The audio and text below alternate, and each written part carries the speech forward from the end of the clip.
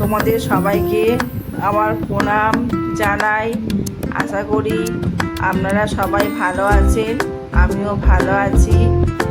শুভ সকাল। বিছানাপত্রে সব গুছিয়ে নিলাম পরিষ্কার করে। আমার সকালে কাজবাজ সব শুরু হলো। দেখুন, সমস্তটাই গুছিয়ে নিলাম। আস্তে আস্তে শুরু করেছি কাজ। সকালে বুঝতেই পাচ্ছেন, ছাদে গেলাম।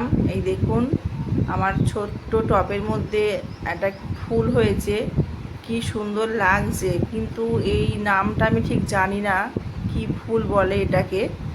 হ্যাঁ, তাই বলতে পারলাম না, কিন্তু খুবই সুন্দর লাগছে। তারপর আমার খরগোশকে, আমার পায়রা আছে ছাদে, তাদের সবাইকে খাবার দিলাম। হ্যাঁ, দেখুন ওরা সবাই খাচ্ছে। এই যে পায়রা অনেকেই আসে, কিন্তু এখন তো দেখছি দুটো আছে, ওরা খাচ্ছে। এই যে ওদের সকালে না উঠে একটু খাবার দিই, জল খাবার দেওয়া হয়। ওরা আসে, এসে একটু খেয়ে যায়। তারপর এই যে সিঁড়িটা পরিষ্কার করে ঝাঁট দিয়ে দিলাম। এই ঝাঁট হচ্ছে, ঘর পরিষ্কার হলো, সিঁড়ি পরিষ্কার হচ্ছে। তারপর এই ঘর মুছে নিচ্ছি। ঘর মোছা হচ্ছে। বাসি ঘর তো রাখতে নেই, তাই মোছামুছি শুরু করে ফেললাম। তারপর চান টান করে ছাদে কাপড় জামা কেচে সমস্তটাই মেলে নিলাম, সব রোদে মেলে দিলাম। হ্যাঁ, প্রথম তো একটু অসুবিধা হচ্ছে।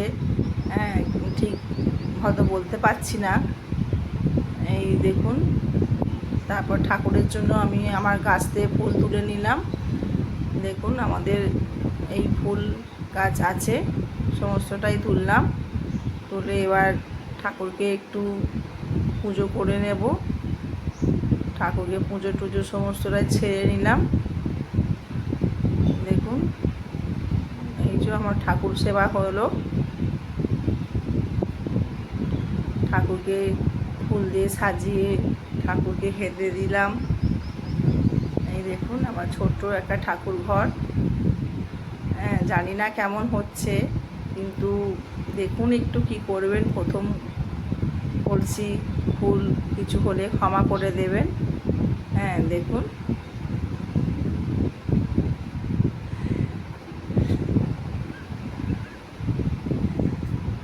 এই পুজো করা হলো। এরপর আমি কর্মস্থানে গেছিলাম। ওই ভোটের পরে এদিক ওদিক বেঞ্চ সব ছড়িয়ে ছিটিয়ে ছিল, সেগুলো সমস্ত গুছিয়ে নিলাম।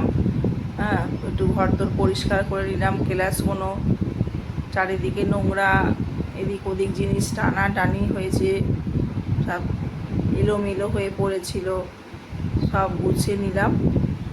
আমি আর একটা দিদি ছিলাম, দুজনে মিলেই করলাম। হ্যাঁ, করে সমস্তটা পরিষ্কার করা হলো। যেখানে আমি কাজ করি সেই কর্মস্থানে সমস্তটাই পরিষ্কার করা হলো।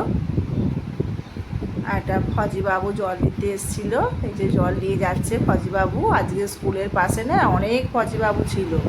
বুঝো, বাসনগুলো অনেকগুলো আছে তো একসাথে, তাই অল্প করে মেজে নিচ্ছি। কিছুটা বাসন কম হবে, কেন আবার অনেক পড়লে মুশকিল হয়ে যাবে। অল্প অল্প করে বাসন মেজে দিলে না ভালো, বেশ সুবিধা হয়। কতগুলো বাসন পড়েছে দেখো। বাসনগুলো মেজে নিয়ে আরও আছে কাজ বাকি। হ্যাঁ, সেগুলোও করতে হবে। সংসারে তো কাজের শেষ নেই, কাজ হতেই থাকে। তারপরে দেখো, গরম গরম একটা ডিম ভাজবো। ওই একটু গরম ডিম ভাতে পাতে বেশ ভালোই লাগে খেতে। তার জন্য একটু পেঁয়াজ লঙ্কা কেটে নিয়ে আর গরম গরম ডিমটা ভাজবো। ভাজার পর খাওয়া দাওয়া করবো। এই যে গরম ডিম ভাজা হচ্ছে, এখন কাটাকুটি হচ্ছে।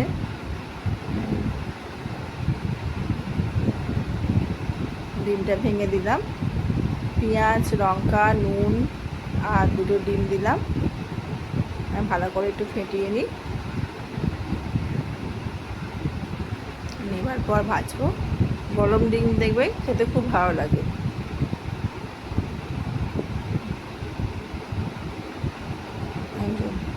গ্যাসটা গরম করে চাটুটা বসিয়ে দিলাম। চাটুটা গরম হোক, তেলটাও দিয়েছি।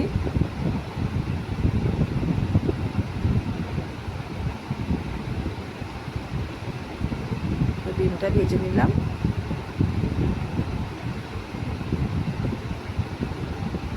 ডিমটা ভেজে খাওয়া দাওয়া করে বিকেলে ছাদে উঠেছিলাম। ছাদে উঠে ভাবলাম গাছগুলো একটু জল দিই। হ্যাঁ, কেন গাছগুলো না একটু রোদের তাপে একটু কেমন ছিনিয়ে পড়েছে। ভাবলাম একটু জল দিই। কখন বৃষ্টি হবে কি এখন কিছু ঠিক বলা যাচ্ছে না, তার জন্য একটু জল দিয়ে দিলাম।